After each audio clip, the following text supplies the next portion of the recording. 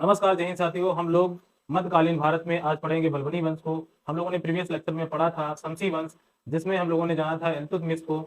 और इल्तुतमिश दिल्ली सल्तनत का वास्तविक संस्थापक कहलाता है। साथ ही भारत में तुर्की सत्ता का वास्तविक संस्थापक किसे कहा जाता है, तो इल्तुतमिश को कहा जाता है। और हम लोगों ने जाना था गुलाम वंश का वास्तविक संस्थापक किसे कहा जाता है, तो ये भी कहा जाता है आपके इल्तुतमिश को कहा जाता है। साथ ही हम लोगों ने जाना था इल्तुतमिश ने कौन सी प्रणाली चलाई थी, तो एकता प्रणाली की शुरुआत की थी। चालीसा दल का गठन किया था, बहुत ही महत्वपूर्ण था। और सबसे इंपॉर्टेंट बात की जाए तो इसने उज्जैन के महाकाल मंदिर को नष्ट करवाया था। और इसकी एक पुत्री थी जो दिल्ली सल्तनत की एकमात्र महिला शासक बनी, वो रजिया सुल्तान थी। और आपको पता है इसी के कार्यकाल में, इसी के वंश में एक व्यक्ति हुआ था जिसका नाम था नसरुद्दीन फिरोज शाह, जो एक संत प्रवृत्ति का व्यक्ति था, जो कुरानों की प्रतियां बेचकर अपना जीवन यापन करता था। इस तरह से हम लोगों ने प्रीवियस लेक्चर में बहुत से इंपॉर्टेंट प्रश्नों को समझा था। तो अब हम शुरू करेंगे बलबनी वंश को। और बलबनी वंश में बलबनी वंश का संस्थापक कौन है दोस्तों? बलबनी वंश का संस्थापक किसे कहा जाता है दोस्तों, याद रखना है, ये कहा जाता है बलबन को।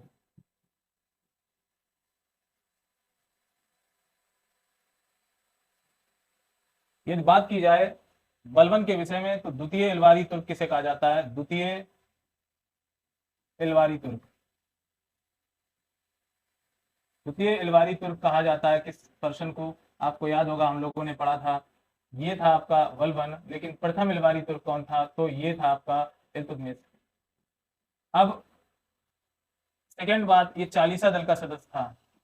चालीसा दल का सदस्य कौन था दोस्तों, याद रखना है। चालीसा दल का सदस्य कौन था, तो आपको याद रखना है, चालीसा दल का सदस्य था बलबन। और साथ ही चालीसा दल को नष्ट करने वाला, चालीसा दल को नष्ट करने वाला। चालीसा दल की शुरुआत किसने की थी, तो ये शुरुआत की थी इल्तुतमिश ने। और चालीसा दल को नष्ट किसने किया था, तो नष्ट किया था ये बलबन ने। क्योंकि ये इसका सदस्य रह चुका था और इसे पता था कि आने वाले समय में चालीसा दल से कोई व्यक्ति हमारे शासन को ना खत्म कर दे। तो ये पहले से, चूंकि चालीसा दल का ये मतलब सदस्य होने की वजह से इसने सबसे पहले तो चालीसा दल को खत्म किया। तो कई बार एसएससी एग्जाम्स में पूछा जाता है कि चालीसा दल को नष्ट करने वाला शासक, मुस्लिम शासक कौन था, तो आपको याद रखना है, ये आपका था बलबन। सबसे इंपॉर्टेंट बात की जाए बलबन के विषय में, तो सबसे इंपॉर्टेंट बात है, इसने राजत्व का सिद्धांत दिया। दोस्तों कई बार प्रश्न बना भी है एग्जाम में, राजत्व का सिद्धांत किसने दिया?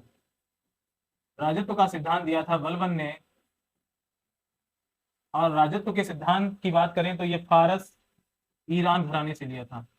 जो फारस है, और फारस को आज के टाइम आप क्या बोलते हैं, ईरान, जहां पर मोस्टली सिया धर्म के लोग रहते हैं। तो राजत्व का सिद्धांत सर्वप्रथम किसने दिया, आपको याद रखना है, ये दिया था आपके बलबन ने। और सबसे बड़ी बात, बलबन सत्ता को दैवीय योग मानता था, दैवीय योग मानता था। बलबन ने सबसे ऊपर,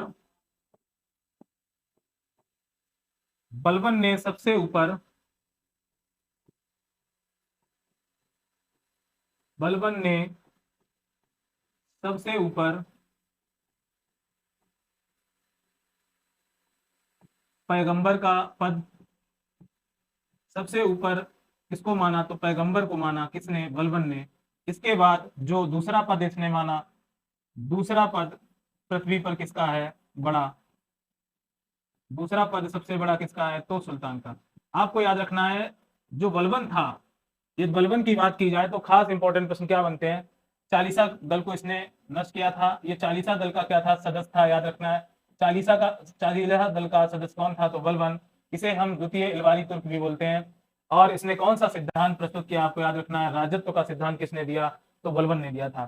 साथ ही यहाँ पर एक बहुत ही इंपॉर्टेंट प्रश्न बनता है, बलबन सत्ता को देवीय योग मानता था। काफी इंपॉर्टेंट बात है, इसने ये कहा कि जो सत्ता होती है वो ईश्वर की देन है। इसीलिए इसने अपने आप को क्या कहा था, जिल्ले इलाही। बलबन ने अपने आप को क्या कहा, जिल्ले इलाही, जिल्ले इलाही। दोस्तों जिल्ले इलाही का मतलब क्या है, आपको याद रखना है, जिल्ले इलाही मीन्स होता है ईश्वर की छाया, इसका मीन्स क्या है आपको याद रखना है बहुत अच्छे से। इसने ये कहा कि मैं क्या हूं, जिल्ले लाई हूं, और जिल्ले लाई मीन्स होता है ईश्वर की छाया, ईश्वर की छाया। इसने अपने आप को क्या बोला कि मैं जिल्ले लाई ईश्वर की छाया हूं।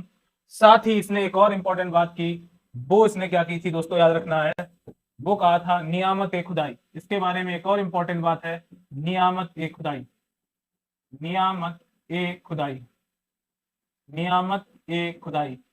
इसका मीन्स क्या है, इसका मीन्स है ईश्वर का प्रतिनिधि। इसने आपको ये कहा कि मैं ईश्वर का प्रतिनिधि हूं, ईश्वर का प्रतिनिधि।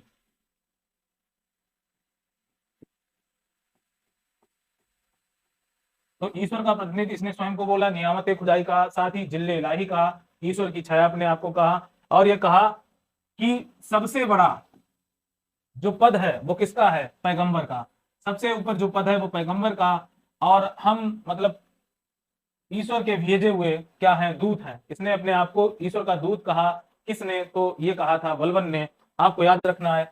दूसरे नंबर पर इसने सुल्तान के पद को रखा, यानी सुल्तान का जो शहंशाह या राजा का पद होता है वो किसकी देन है, ईश्वर की देन है, और हमें ईश्वर ने चुना है। मैं क्या हूं, ईश्वर का प्रतिनिधि हूं। ये बात कही थी किसने, बलबन ने। इसके दरबार में सिजदा और पैबोस, दोस्तों याद रखना है, सिजदा, सिजदा व पैबोस की शुरुआत की। सिजदा और पैबोस ये कहां से लिए गए थे, तो दोस्तों याद रखना है, ये जो लिए गए थे ये इसने फारस घराने से लिया था। कहां से लिया था, तो दोस्तों याद रखना है, फारस घराने से इसने दो प्रथाएं ली थी, सिजदा और पैबोस प्रथा। ये क्या थी, यानी कहने का मीन्स क्या है, सिजदा ये था कि घुटनों के बल झुकना। सिजदा मीन्स क्या होता है, घुटनों के बल झुकना, घुटनों के बल झुकना, घुटनों के बल झुकना, ये होता है सिजदा। और पैबोस मीन्स होता है दोस्तों याद रखना है, पैरों का चुंबन करना। तो इसने अपने राज्य में सिजदा और पैबोस की शुरुआत की, पैरों को चुंबन करना। पैबोस मीन्स होता है पैरों को चुंबन करना। तो ये जो प्रक्रिया अपनाई थी किसने, आपको याद रखना है, ये जो प्रक्रिया अपनाई थी आपके बलबन ने। उसने सिजदा और पैबोस दो प्रथाओं को लागू किया अपने राज्य में। जो भी मतलब जनता का व्यक्ति आएगा वो सबसे पहले क्या, घुटनों के बल अपने आप को रखेगा, और इसके बाद जो आपका शासक है, राजा है, यानी खुद को मतलब उनके पैरों को क्या करेगा, चूमेगा। तो कहने का मतलब बलबन ने इस तरह से अपने राज्य में फारसी घराने की जो चीजें थी उनको लागू करने का काम किया था। किसने, तो बलबन ने लागू किया था। तो बलबन के विषय में हम लोगों ने बहुत ही इंपॉर्टेंट प्रश्नों को समझा है यहाँ पर। सबसे पहला प्रश्न थोड़ा समझ लेते हैं रिवाइज के रूप में। इसे द्वितीय इलवारी तुर्क कहा जाता है, किसे, बलबन को। बलबनी वंश की शुरुआत किसने की थी, बलबन ने शुरुआत की थी। और साथ ही चालीसा दल का सदस्य कौन था, खुद बलबन था। और चालीसा दल का पहली बार गठन किसने किया था, तो इल्तुतमिश ने। और उसी यानी कुतुबुद्दीन सॉरी ये इल्तुतमिश का गुलाम था। ये भी पॉइंट याद रखना, इल्तुतमिश का गुलाम कौन था, तो इल्तुतमिश का गुलाम था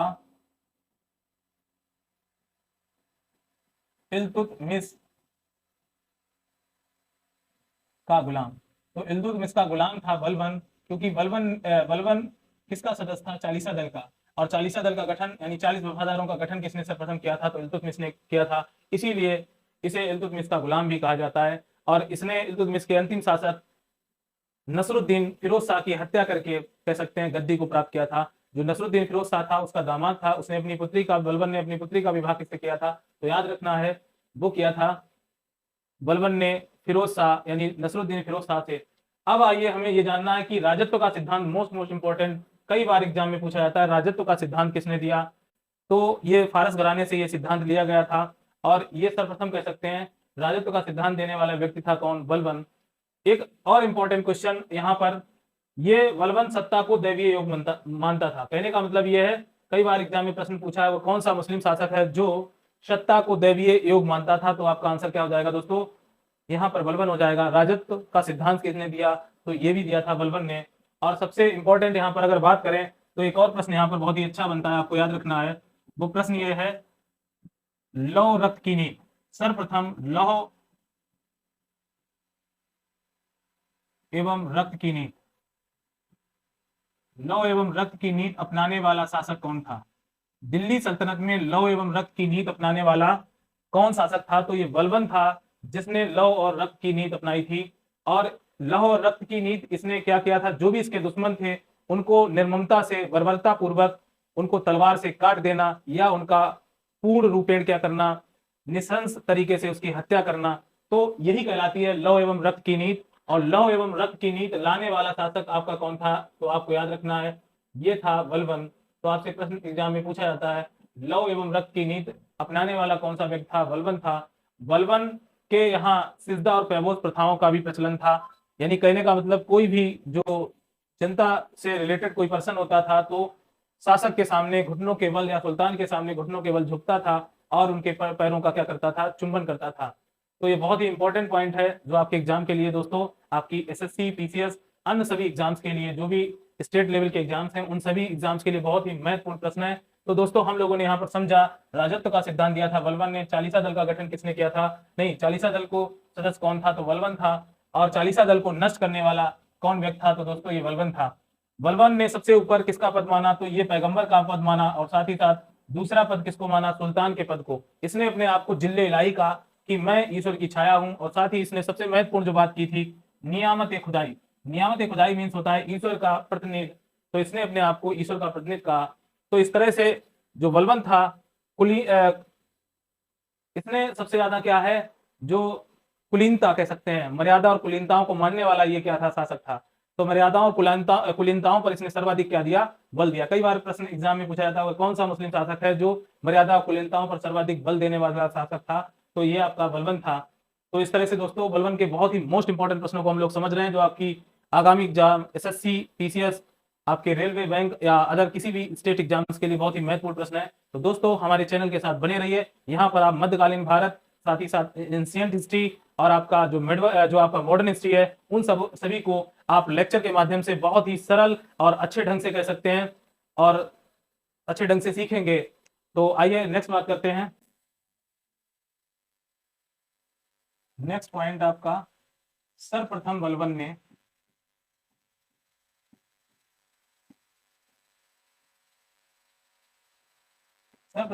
तत्पर सेना रखने की शुरुआत की। कोई कौन सा मुस्लिम शासक है जिसने सर्वप्रथम तत्पर सेना रखने की शुरुआत की थी? तो आपको याद रखना है, ये था बलबन। सर्वप्रथम तत्पर सेना रखने की शुरुआत करने वाला व्यक्ति कौन था? तो ये था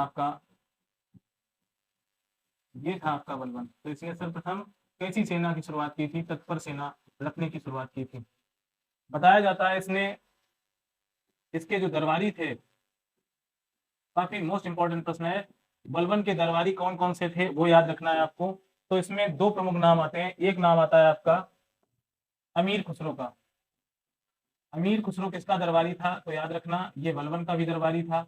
और बताया जाता है अमीर खुसरो के बाद अमीर खुसरो ने दिल्ली सल्तनत के 7 सुल्तानों का कार्यकाल देखा, मतलब 7 राजाओं का जीवन काल देखा था अमीर खुसरो ने। और अमीर खुसरो को एक और नाम से जाना जाता है, तोताए हिंद। किसको तोताए हिंद कहा जाता है? तो तोताए हिंद कहा जाता है, अमीर खुसरो को। याद रखना, तोताए हिंद किसे कहा जाता है? तो अमीर खुसरो को कहा जाता है तोताए हिंद।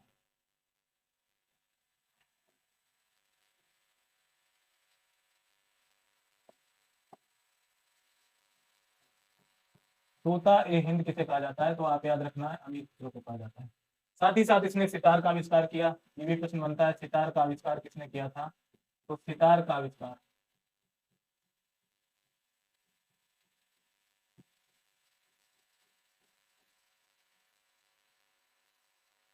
किसने एक रचना लिखी जिसको बोलते हैं किताब उल हिंद। किताब उल हिंद किसने लिखी? आपको याद रखना है, किताब उल हिंद लिखने वाला कौन था? तो किताब उल हिंद ये लिखी आपके अमीर खुसरो ने। तो अमीर खुसरो काफी प्रसिद्ध है। जो किसका दरबारी था? ये बलबन का दरबारी था। अगर नेक्स्ट बात करते हैं तो इसके बाद एक और दरबारी था, हसन देलवी। नाम याद रखना दोस्तों, हसन देलवी किसका दरबारी था? ये भी नाम याद रखना है। तो हसन देलवी जो दरबारी था, ये हमारे बलबन का दरबारी था। बहुत ही मोस्ट इंपॉर्टेंट प्रश्न है। सर्वप्रथम तत्पर सेना रखने की शुरुआत किसने की? आपको याद रखना है, तत्पर सेना रखने की शुरुआत जो की थी वो बलबन ने की थी। और इसके दरबारी दो मुख्य कौन थे? तो अमीर खुसरो और हसन दहलवी इसके दरबारी थे। ये प्रश्न कई बार एग्जाम में पूछा गया, तो आपको याद रखना है दोस्तों। यहां से एक और इंपॉर्टेंट प्रश्न बनता है, इसने दो विभाग बनाए थे। नंबर फर्स्ट आपका, जिसको बोलते हैं दीवान ए आरिज, इसने एक विभाग बनाया था, नया विभाग, जिसे बोलते हैं दीवान ए आरिज। दोस्तों आपसे प्रश्न पूछा जाता है, दीवान ए आरिज विभाग किसने बनाया था? दोस्तों तो याद रखना है, ये बनाया था किसने? बलबन ने। और ये एक सैन्य विभाग था। क्या था? सैन्य विभाग था। ये नया विभाग इसने बनाया था, और उस विभाग का क्या नाम था? दोस्तों याद रखना है, ये हमारा था सैन्य विभाग, जिसे कहा गया दीवान ए आरिज। और नेक्स्ट अगर बात करते हैं, एक और विभाग बना था इसका, उसे क्या कहा गया दोस्तों? तो याद रखना है, उसे कहा गया दीवान ए विजारत। तो दीवाने विजारत और दीवाने आरिज दो विभाग थे, जिसकी शुरुआत किसने की थी? तो ये शुरुआत जो की थी वो आपके बलबन ने की थी। दीवाने विजारत, ये क्या था? ये एक वित्त विभाग था। क्या था? वित्त विभाग। दोस्तों याद रखना है, कौन सा वित्त विभाग था? तो दीवाने विजारत को क्या कहा जाता है? वित्त विभाग कहा जाता है। तो याद रखना, आप कंफ्यूज नहीं होंगे। यहाँ तक के सारे प्रश्न बहुत ही अच्छे ढंग से हम लोगों ने समझे हैं। ये क्या था? तो ये था आपके बलबन का वित्त विभाग था, जिसे कहा गया दीवान विजारत। यहाँ तक की बातें क्लियर हुई। और दीवान आरिज, तो आपको दीवाने तो दोनों जगह पर लगा है, जबकि आरिज और एक को विराजत विजारत। तो सैन्य विभाग को आरिज, दीवाने आरिज, और दीवाने विजारत किसे कहा जाता है? वित्त विभाग को। तो काफी इंपॉर्टेंट प्रश्न है आपके।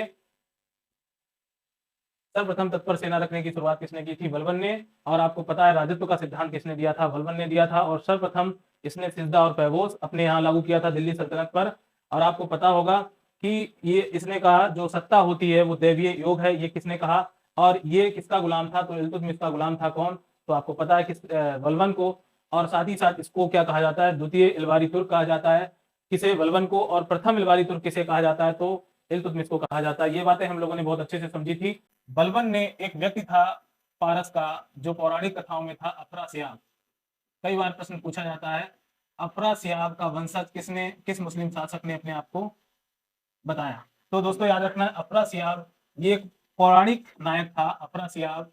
और ये फारस के पौराणिक कथाओं में अफरासियाब, अफरासियाब क्या है? ये पौराणिक कथाएं, जो फारस की पौराणिक कथाएं हैं।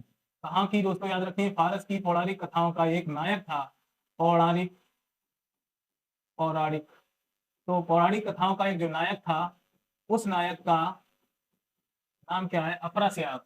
और इसने अपने आप को अफरासियाब का क्या माना? वंशज माना, जो फारस की कहानियों का क्या था? एक नायक था। बलबन ने स्वयं को अफरासियाब, पौराणिक कथाओं के अफरासियाब का वंशज कहा। बहुत ही मोस्ट इंपॉर्टेंट प्रश्न है, कई बार एग्जाम में ये प्रश्न पूछा गया है। साथ ही यहाँ पर सबसे खास और इंपॉर्टेंट प्रश्न की बात करते हैं, बलबन का उत्तराधिकारी कौन था? दोस्तों याद रखना है, बलबन के उत्तराधिकारी की यदि बात की जाए तो बलबन का उत्तराधिकारी क्या था? बलबन का उत्तराधिकारी, बलबन का उत्तराधिकारी,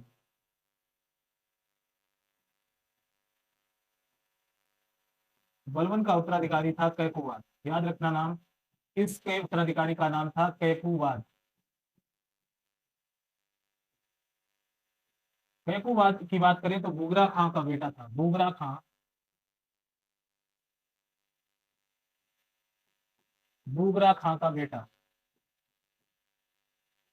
आपको याद रखना है दोस्तों, इसका जो उत्तराधिकारी बनता है वो कौन बनता है? कैकुबाद। कैकुबाद किसका उत्तराधिकारी बनता है? तो आपको याद रखना है, ये बनता है बलबन का उत्तराधिकारी, जो बुगरा खां का बेटा था। और ये कह सकते हैं नाती था किसका? तो ये नाती था बलबन का, बलबन का नाती था वो कैकुबाद, बलबन का नाती। तो बलबन का नाती कौन था? आपको याद रखना है, कैकुबाद। और ये इसके बेटे बुगरा खां का बेटा था। तो बलबन के बेटे का क्या नाम है यहाँ पर? बुगरा खां। बुगरा खां किसका नाम है? बलबन के बेटे का। और बलबन के नाती का क्या नाम है?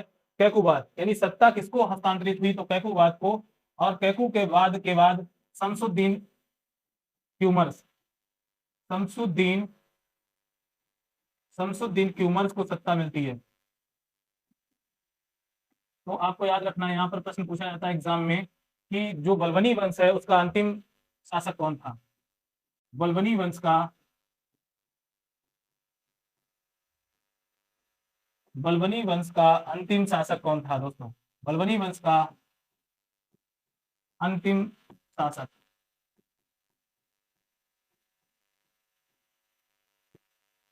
बलबनी वंश का अंतिम शासक था आपका शमसुद्दीन क्यूमर्स। कौन था? क्यूमर्स, याद रखना क्यूमर्स था, शमसुद्दीन क्यूमर्स। शमसुद्दीन क्यूमर्स को जलालुद्दीन खिलजी ने अबदस्त कर लिया। याद रखना है, शमसुद्दीन क्यूमर्स को अबदस्त कौन करता है? तो यहाँ पर जलालुद्दीन खिलजी, जलालुद्दीन खिलजी अबदस्त करता है, जलालुद्दीन खिलजी।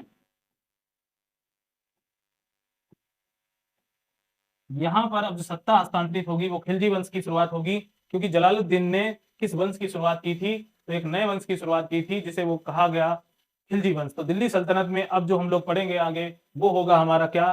खिलजी वंश, जिसकी शुरुआत कौन करेगा? जलालुद्दीन खिलजी। तो यहाँ तक की बातें हम लोगों ने समझी बलबनी वंश में। और बलबनी वंश में यदि बात की जाए तो हम लोगों ने जाना था बलबन ने स्वयं को अफरासियाब पौराणिक कथाओं का क्या माना? नायक माना, उसका वंशज बताया, अफरासियाब वंशज इसने बताया था, जो कि पारस की पौराणिक कथाओं का क्या था? नायक था। इस तरह से हम लोगों ने समझा बलबन का उत्तराधिकारी बनता है कैकुबाद, जो गुगरा खां का बेटा होता है, यानी नाती को सत्ता मिलती है। और इसके बाद शमसुद्दीन क्यूमर्स क्या बनता है? इस वंश का अंतिम सम्राट बनता है, जिसको मारने का काम कौन करेगा? जलालुद्दीन खिलजी। सत्ता हस्तांतरित होगी, अब नई डायनेस्टी शुरू होगी, खिलजी डायनेस्टी। तो इस तरह से हम लोगों ने आज के वीडियो लेक्चर में समझा बलबनी वंश को। नेक्स्ट टॉपिक में फिर मिलेंगे। हमारा चैनल लाइक करें, शेयर करें, साथ ही शेयर करें। जय हिंद साथियों।